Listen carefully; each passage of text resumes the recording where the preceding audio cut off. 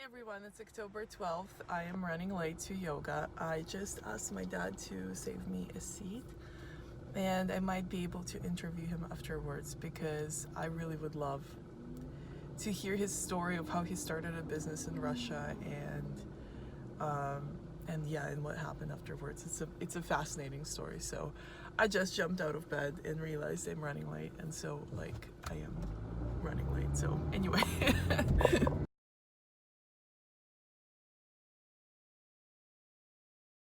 Okay, so the previous story from the previous video, on my video, ends on the point where Jeffrey's in Russia doing his stuff, being attaché, doing some business deals.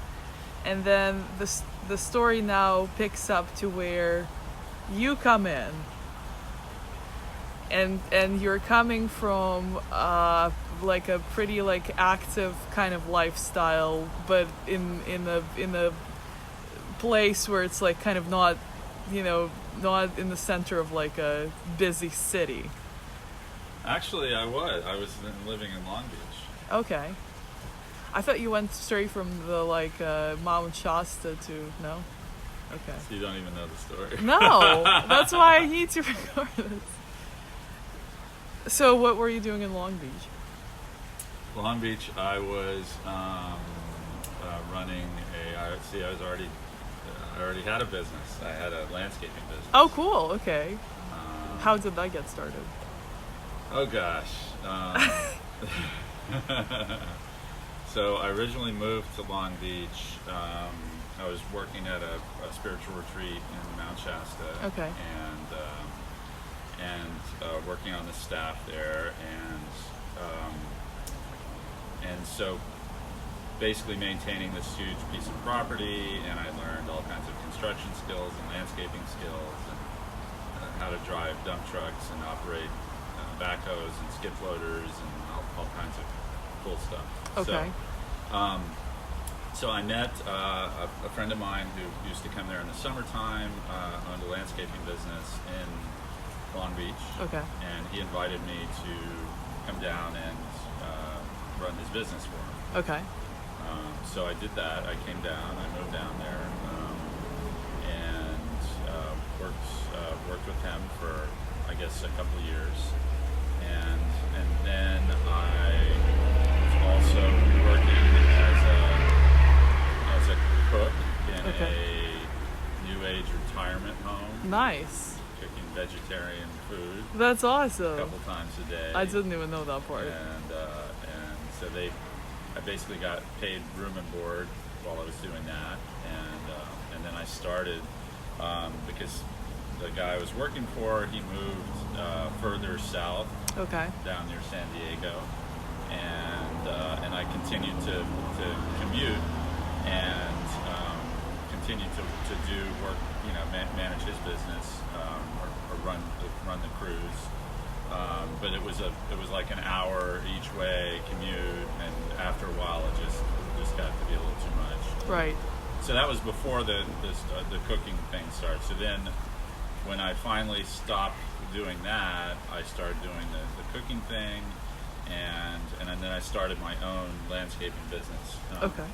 Which was about 50% maintenance stuff, like mowing lawns, mowing grass, and planting trees, and pouring concrete for sidewalks. Whoa. And whatever. I mean, these are all things that I knew how to do. Did you have people working for you, or was it all just you? I had. It was mostly me, although I did have. I'm trying to think. Did I have anyone working for me? No. This was just me. You. Okay. I might have once in a while. Maybe I hired someone to help out if I had a big enough job, but it's just me, just mostly doing maintenance, doing some sprinkler systems. That was something that I did a lot of when I was working for this other guy, putting in huge like for shopping centers. Whoa. Big commercial projects, laying out sprinklers and automatic timers, and, nice. And laying all kinds of grass and planting trees. That's awesome. Cool. So then I started. I had my own business, and then And then I kind of felt like the business was growing. It was, you know, it was getting more and more clients, and I could see that at some point I was going to meet somebody and start a family, and the business was going to grow, and that was going to be it. I was going to be there in Long Beach doing landscaping, whatever. That was going to be my life, right? And so, and then my father Jeffrey, you know, called one day and he says, "Hey, why don't you come spend some time with me in Moscow? I have a one-way plane ticket that's going to expire in a few weeks or a month, whenever, you know, there's a time limit, and why don't you come?" Yeah. And I thought, well, you know, I need to have like one more adventure in life before I settle down. Right. Right. And so I put little did you know. Little did I know. So I put all my stuff in storage unit and packed up my stuff, and you know, I didn't have that many clients that really depended on, you know, so it was easy to walk away. Right. Because I wasn't tied into anything. Okay. And so I hopped on a plane for Moscow, and I thought I was going to go there, spend a few months, hang out with my dad, because I like never really had time like for the two of us just to hang out together.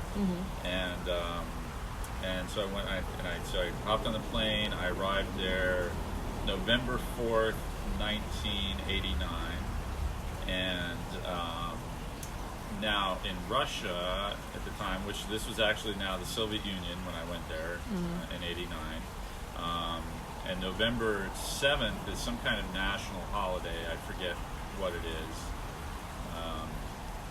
It's one of the big, I think it's a military holiday. Oh, okay. And this is when Red Square, they have all the tanks rolling through Red Square, and all the Politburo standing on Lenin's tomb, you know, saluting, and it's really heavy security and everything. And at the time, you know, KGB guys everywhere, uniforms, and so I get there on the 4th. The 7th is his holiday, and somehow Dad has arranged for us to have like VIP passes, and we're in the bleachers like right opposite the Politburo. Wow, that's crazy. And so we're walking through all these checkpoints, and we keep flashing our little things, and they let us through, and like, I mean, it was pretty cool.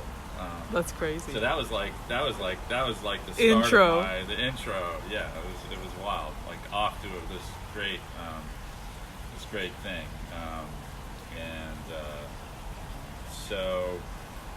And then, you know, I was there. I was hanging out. I was there for, you know, I don't know. I probably a year went by where I was just enjoying myself and having fun, and I mean, the cost of living was zero because everything was subsidized by the communist government. A loaf of bread cost like 2 cents. You know, a pair of shoes cost 15 cents. You know, some crazy stuff.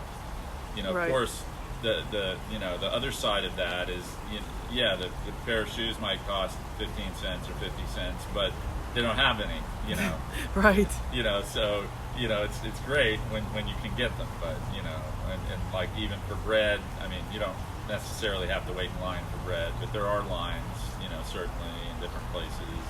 Like I used to have to get up at 3 in the morning to go get gas for my car because there's shortages for gas, you know, because they don't. Sometimes they have it, sometimes they don't. When they don't, you know, then you have to wait in line for 3 or 4 hours or 5 or 6 hours to fill up your car.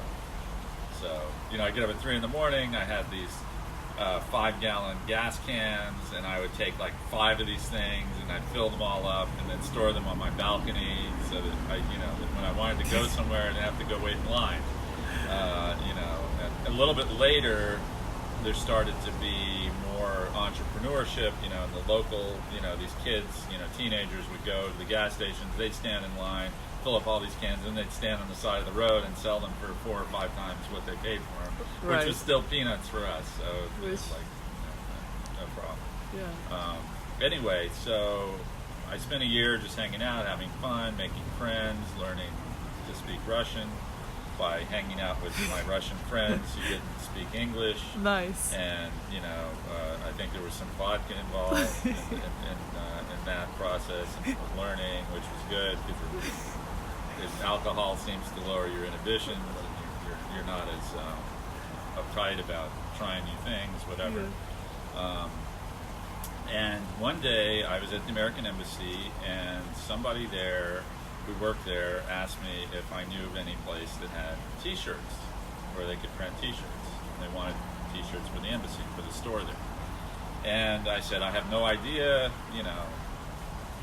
maybe, who knows? Right. Good question. And of course, and this is, how my life has always kind of gone, is that things, synchronicities, serendipities, the universe kind of, things sort of unfold Right. in a natural way for me. And so this question happened, and immediately an answer came. Within a week, I ran into this Russian guy who said something about T-shirts, and I'm like, that's great. You can print some T-shirts for me? And he said, yeah. And so I did, and I sold them to the embassy, and I made a nice little bit of money. And Were you shipping them from United States? No. This is, and you haven't heard this part of the story Okay. before. So this is it's kind of interesting. So no, this was all like a local thing that this existing T-shirt printing operation was going on. Right. And I found out all the details much later. Not much later, but a little bit later. So in the beginning, I found this guy. He's printing the shirts. I'm basically middleman, and then I started going around to all the embassies in Moscow. So it's the American Embassy, the Australian and Canadian, and all the different places, and German. So I started doing, and maybe I don't know if I went to other businesses or if there weren't really any other small businesses yet. I was maybe one of the very first, literally small business. Right. There were, obviously, TV networks and big corporations and things like that, but not like smaller ones. Right. So anyway, so I was doing this. I don't know how long this went on, maybe 6 months or so. And one day I'm at one of the embassies at the bar. Right. And I meet this guy, really nice guy. His name is David, I believe. And David was telling me this interesting story about how he had come over to Russia to start a joint venture, because at that time, in order to have like an official business, you had to have a joint venture. And the way that worked is the Soviet side of the joint venture owned 51% of the company, and the foreigner would own 49%. And this was the only way you could do it. Right. And so he had set up this joint venture. He wanted to help the Russians, and he was a really, really good, nice guy, and he had really great intentions. And so he'd done this joint venture with I forget the name of the company, but it was some organization that was involved in tourism, and I think they had something to do with the hotel and outreach and whatever. And so they had formed this venture where they were selling consumer goods. So I think they had some little kiosks in different hotels where they were selling beer and watches and whatever stuff. Right. And he had brought this printing equipment from the States to print T-shirts. Wow. Because he thought, tourists, T-shirts, right. Makes sense. And they were selling the T-shirts, I think, in the little kiosks as well. And they had some nice designs. And so he was telling me this story. And I said, oh, well, that's interesting, because there's this Russian guy I met, what was his name? I don't know, we could just say Sasha. Yes, okay. It's probably close. I said, hey, I met this guy named Sasha who prints T-shirts, and he says, Sasha, I know Sasha, Sasha works for me. He's part of the joint venture. And, nice. Those are my T-shirts, Oh, awesome. And I said, oh, that's interesting. And so it turns out when he looked into it, they hadn't told him anything about me, this guy who's ordering huge quantities of T-shirts. He knows nothing about it.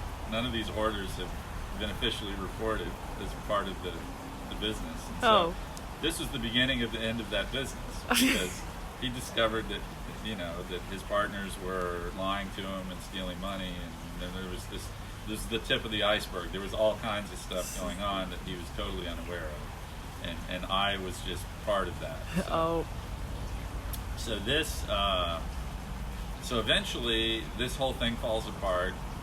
He gives me the T-shirt equipment because he shut down the whole thing, and he says, take the equipment, you can pay me whenever you can pay me, we'll set up a payment plan, and you know.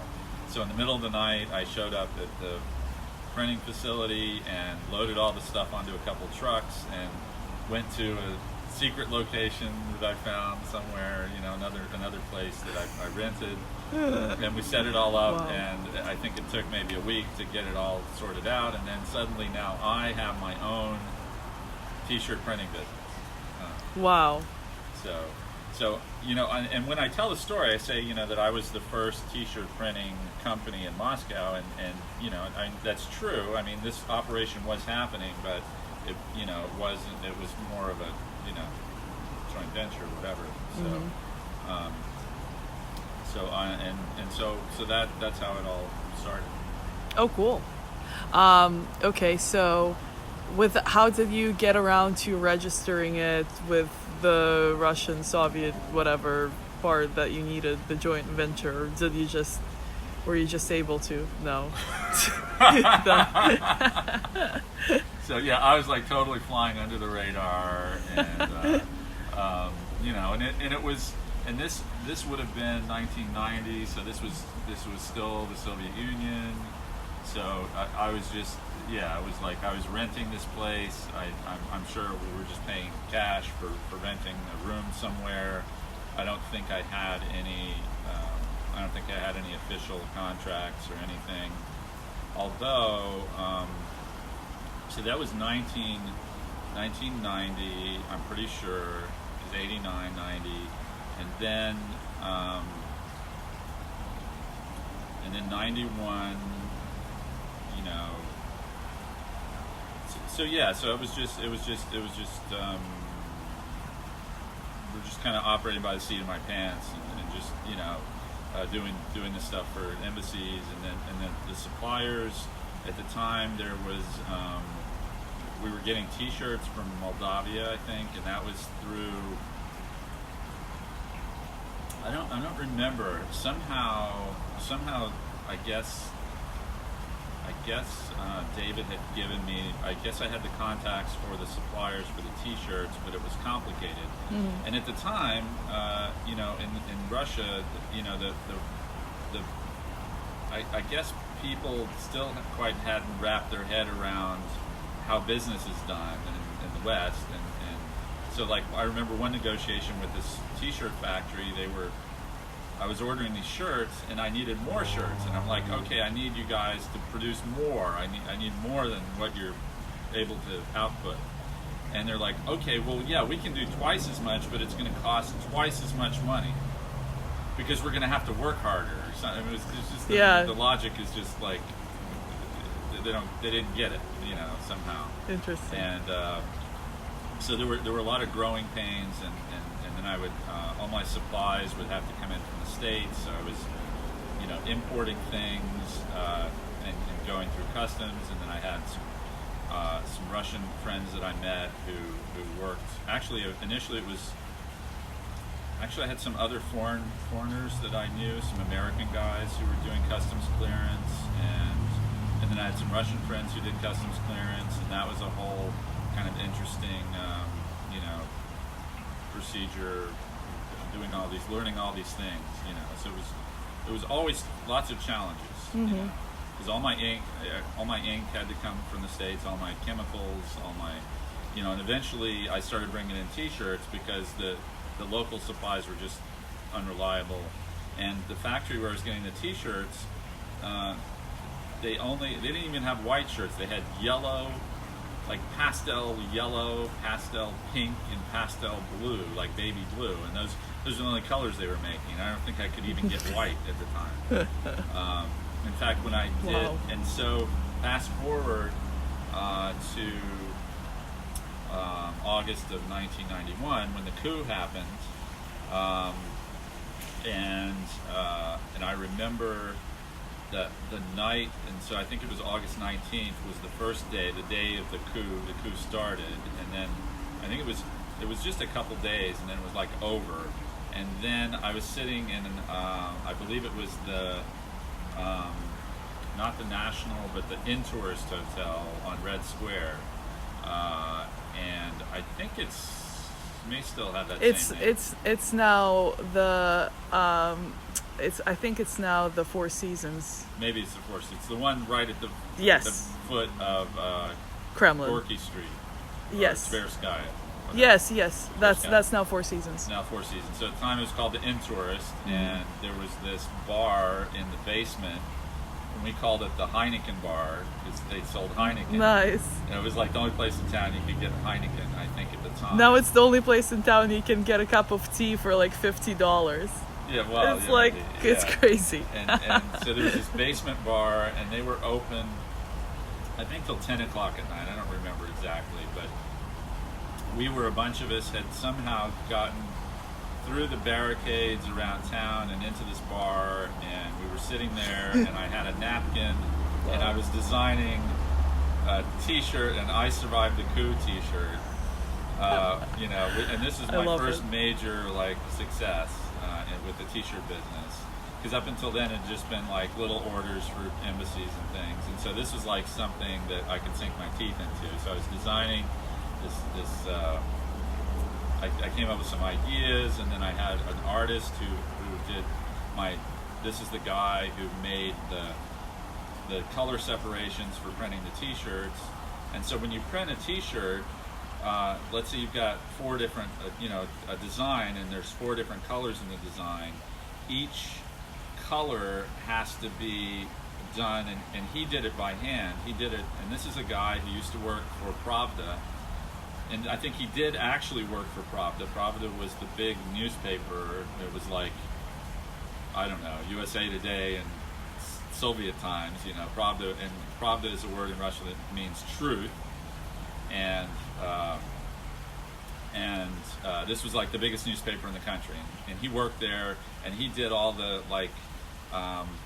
the proofs that they did for printing the newspaper. So he knew how to do all these color separations. So he would do these things.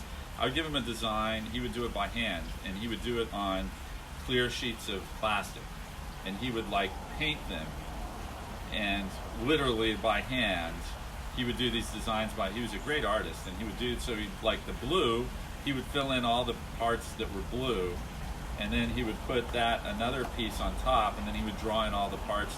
So the actual design would be on paper underneath this.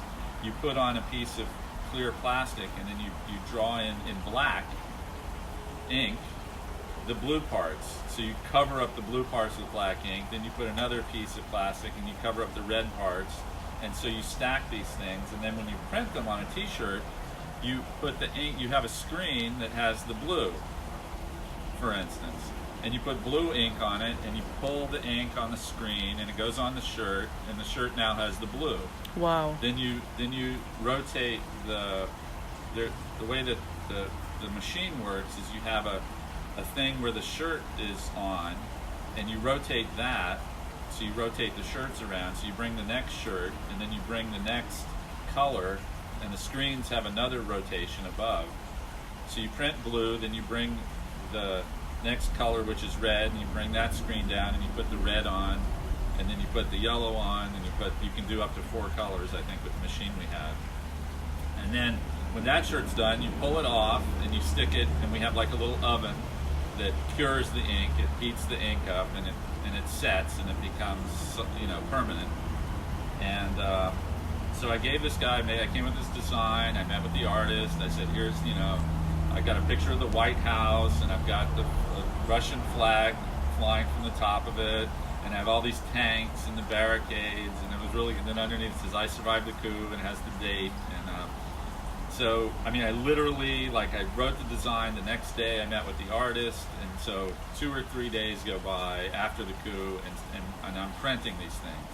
And again, they're printed on, I still have, I think, a pink one, but we were all out of white. All we had was pink, yellow, and blue.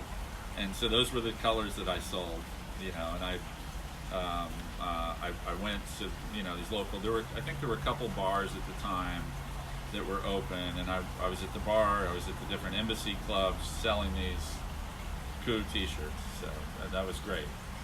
And that probably was pretty successful. Yeah, I think I probably sold about 1,000 of those. Wow. You know, so that was pretty good. Yeah. And I kept selling them for weeks until I completely ran out of t-shirts. I had no t-shirts left. I sold even the pink ones eventually sold, you know, because that was all there was. And oh man. And then I think at that point was when we seriously started looking at importing shirts from the States.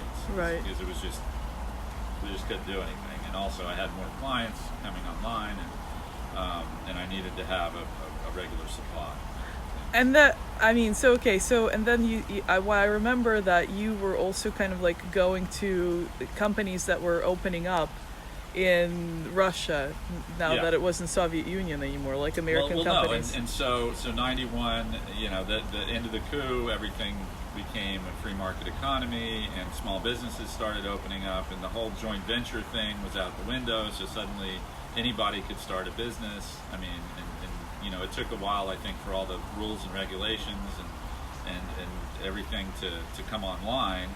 And so the whole early part of the 90s and almost up to the end of the 90s was, you know, all of the country kind of figuring out where it was going and how it was going to happen, and you know, how is capitalism going to work, you know, after 70 years of communism. And so I started working with all these companies. People were starting business, you know, McDonald's and Philip Morris and Coca-Cola and Pepsi and Dannon Yogurt and Procter & Gamble and Johnson & Johnson. And, you know, all these companies. A lot of them were corporations. There were some small businesses that I worked with, and also obviously the, you know, embassies and things like that. And you know, and eventually, and then I met your mother, and we got married and started a family, and this was all happening at the same time. And then we also, you know, eventually did register the company as a Russian, you know, company, and everything was official, and we paid our taxes and, you know, salaries and all this stuff. And I think at one point probably we had 10 people working for us. So yeah, I remember coming to the office when I was little, and there were a bunch of people there. Yeah.